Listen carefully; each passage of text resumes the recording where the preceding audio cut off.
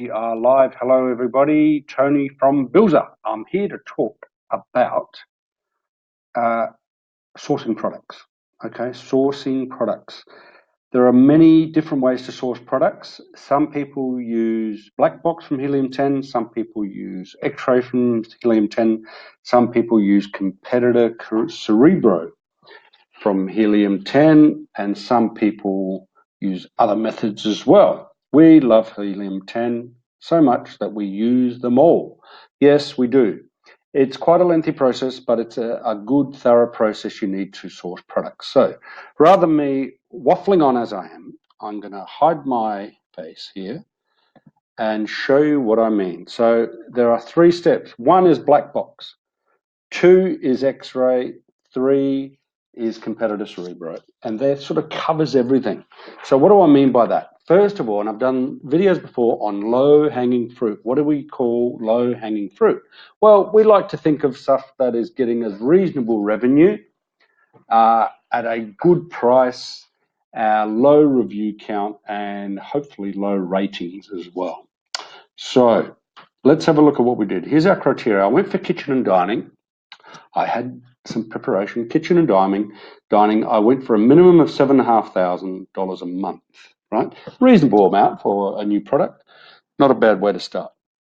Minimum price of $20. Why $20? I could have gone to $15, but you've got to make some money. You know, $20, at least you're assured to make some money, you would hope, if your product's a good one. Okay, at $20, you would hope to buy the product for about $4 from China, ship it over, get it over for $5, hopefully get fees that are no more than $4, and so you $3 or $4, so you should make $10 to $12 profit. That would be the aim. Minimum $10 profit, it would be the absolute aim. Okay, review count maximum 75, and review rating maximum 4. That's not going to give you a lot, is it? And the other thing we do is we put the maximum number of sellers of 2. Obviously, we don't want too many sellers. We don't want wholesalers. You don't want to compete with 20 other sellers getting the buy box and all this sort of thing. And I put the maximum number of images at 5. You can actually put it at 4. Let's try 4. I left fulfillment open. It could be FBA, it could be FBM, doesn't matter. We want FBA. We are always talking private label FBA.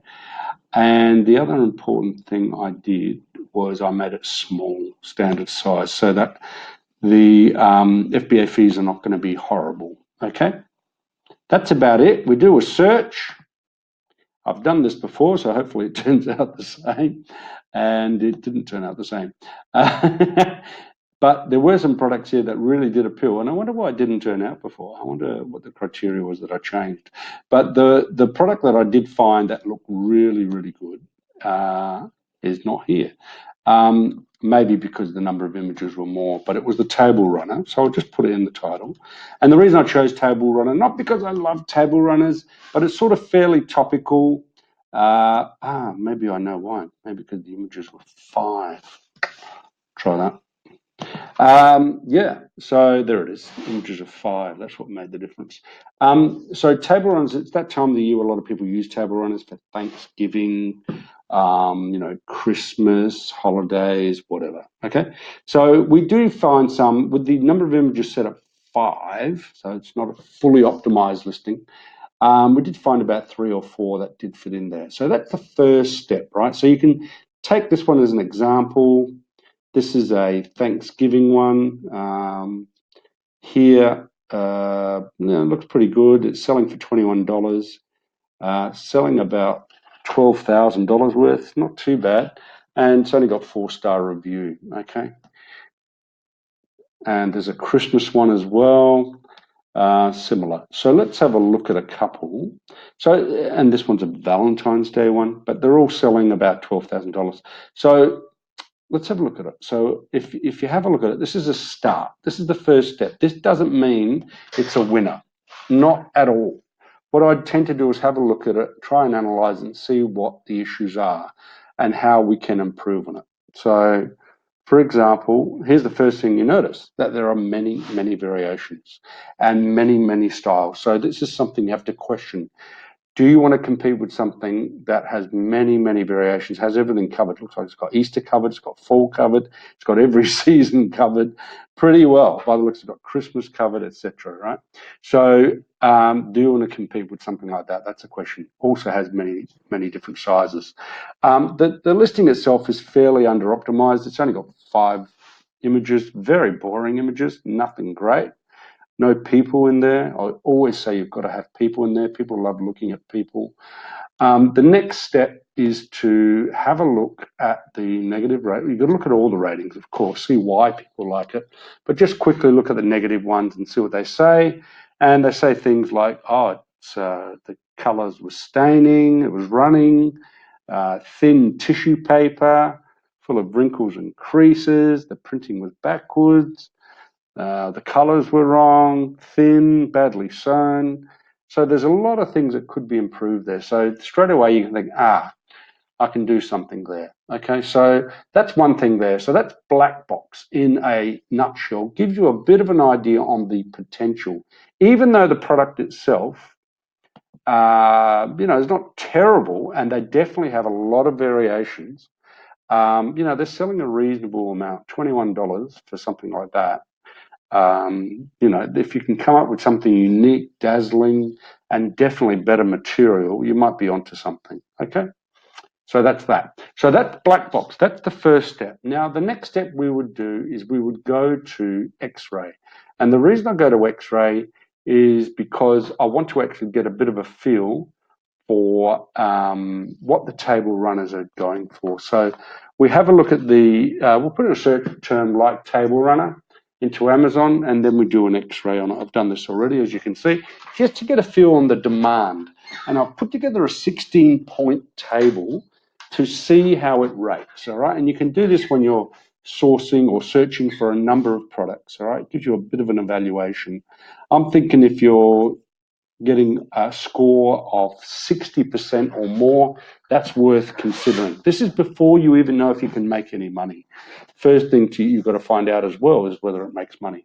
So I did table runner as a keyword, and I just, all we do then is just put it in order of revenue.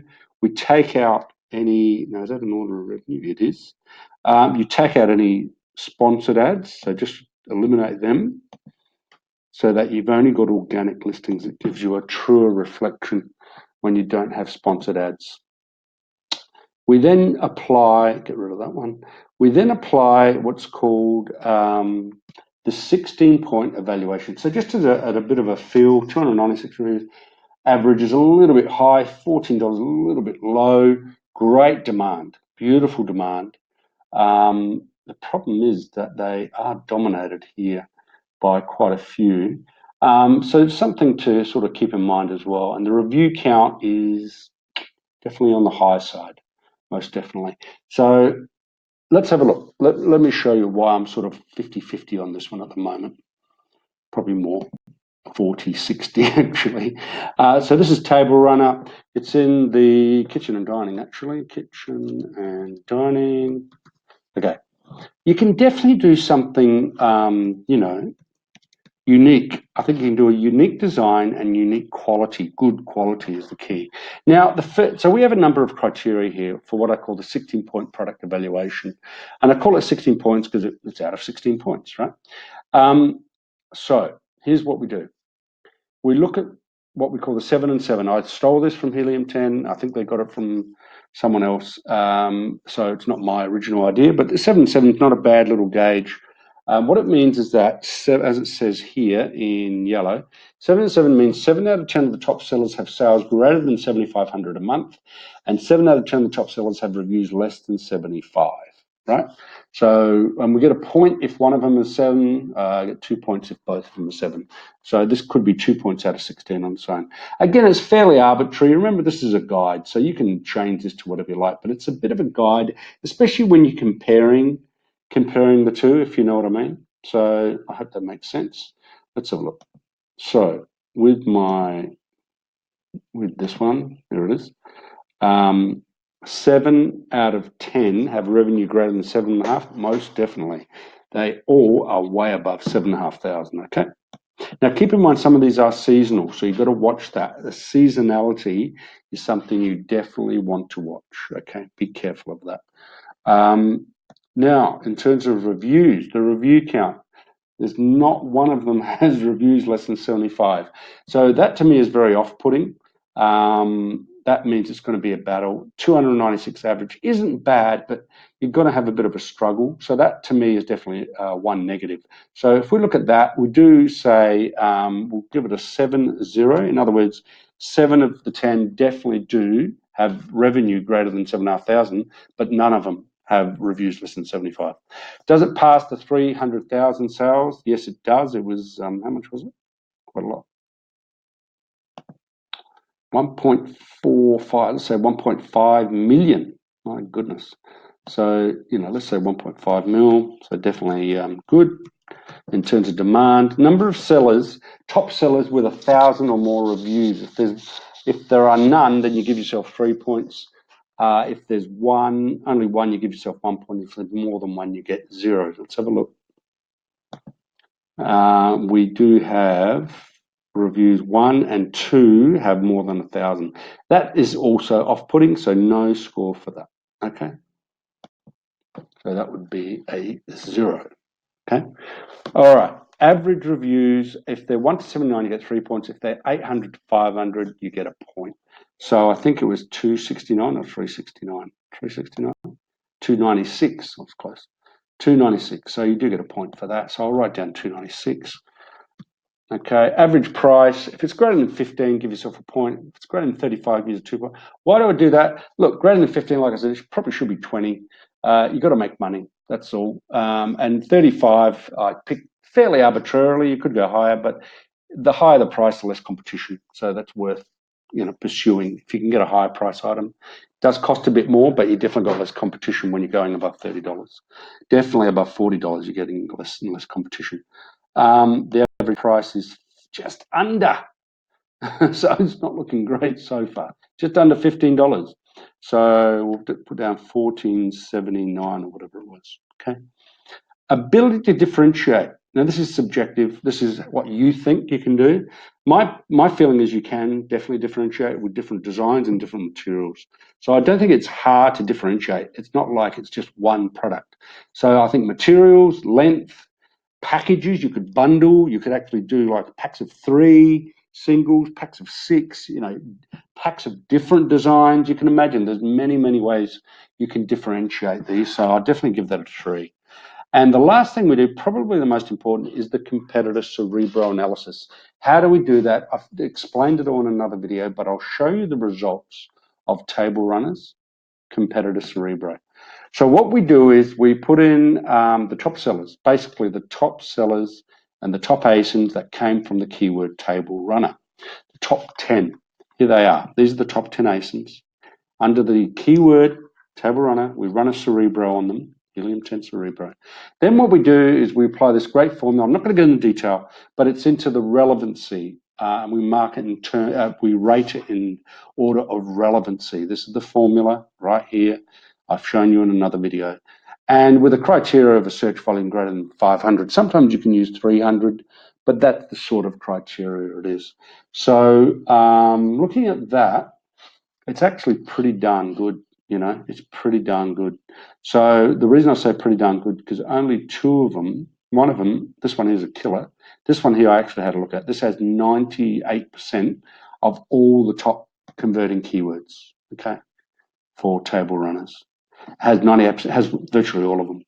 This one has half of them, and the others have much less than half. Remember, these are all top sellers, but 8 out of the 10 have less than 28% of the top search keywords that'll get you to page 1.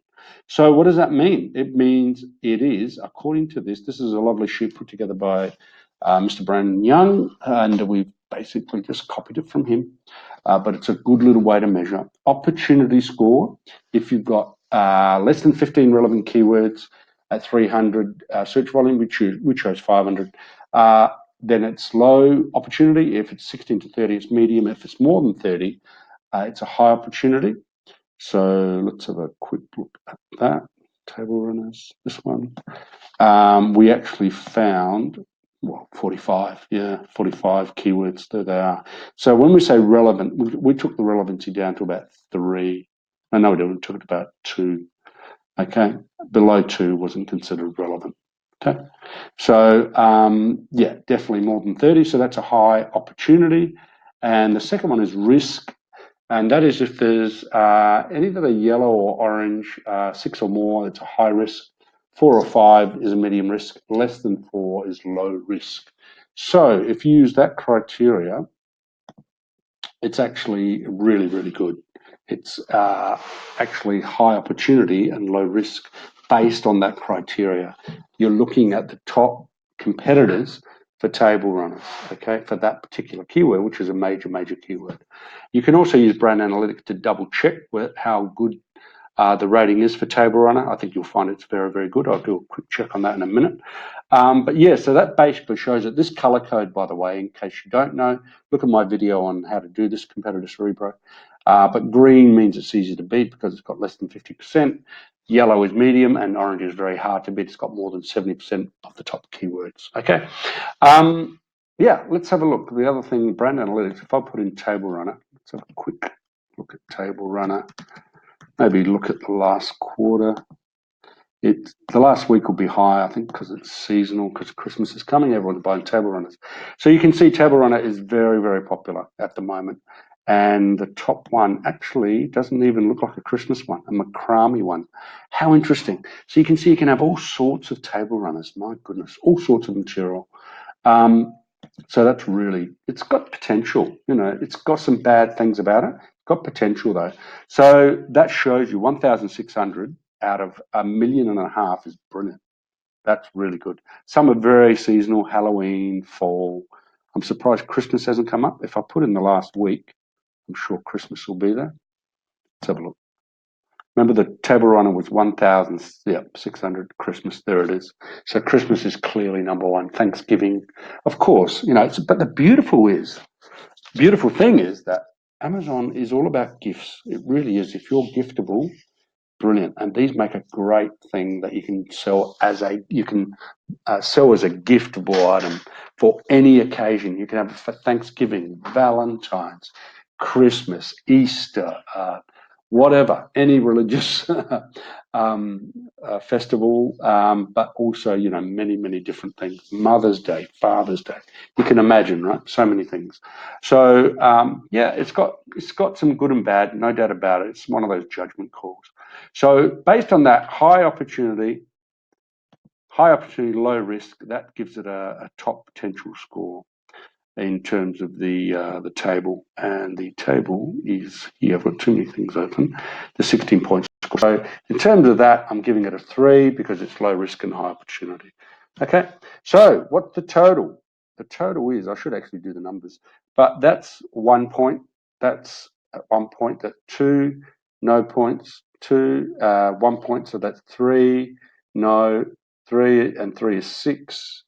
And 6 and 3 is 9. So 9 out of 16, it's about 56%. Doesn't look wonderful, and the reasons is it's so darn competitive. But, this is where you do have to make a subjective call. The next step would definitely be wanting to see how profitable it is. And you would be talking to a sourcing agent, preferably talking to a sourcing agent, or going to Alibaba or 1688. You can do it yourself, absolutely. I prefer sourcing agents because, number one, they speak English. And number 2, they can put you in touch with a manufacturer. Whereas in Alibaba, you're always dealing with a broker. Nothing wrong with brokers, but keep in mind that you're not talking to manufacturers. Sourcing agents are much better at their job than you are. So I hope that helps, guys. I know it was a bit long-winded. So in summary, you're looking at using black box to find the low-hanging fruit. From there, you use competitor Cerebro. So here's the black box that you use with that low-hanging fruit idea, that criteria that we use. Then we go to X-ray and we look at whether, how competitive it is and the demand as well. And then thirdly, we look at, of course, the competitor Cerebro. This is a really important one. I know Brandon recommends it strongly for product sourcing. I agree, it's brilliant. It's not the be all and end all. You've got to make a judgment call. You've got to check your profitability. So for those of you who have asked, I hope this video has been helpful.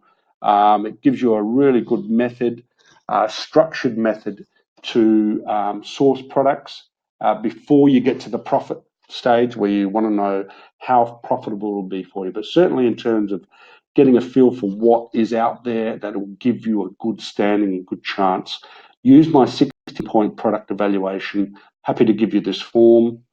Just ask for it if you want it. And competitor Cerebro is in another video. If you want that video, just ask for that as well. Hope that helps, guys, and have a great night. See ya.